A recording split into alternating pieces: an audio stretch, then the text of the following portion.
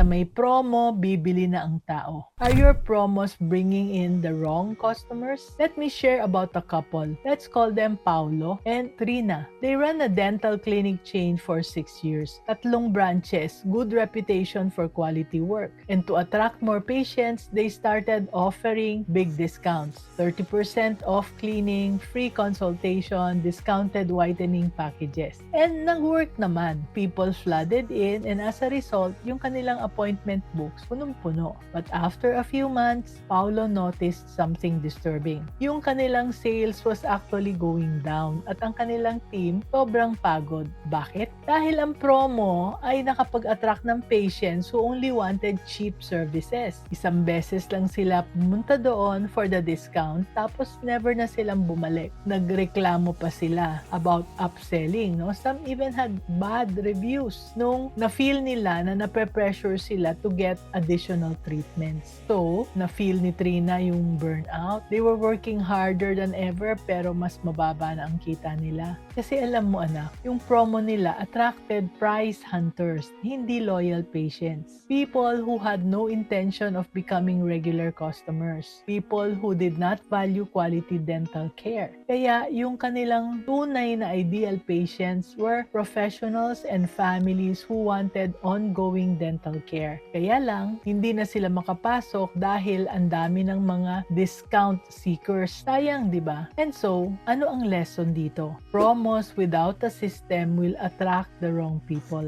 Discounts can fill your schedule with customers who drain your energy and hurt your profit. Kaya, tandaan ha, not every customer is a good customer. And a less thought na marketing, it will bring you bad customers. Kaya, dapat tayong maging business-minded Pinoy.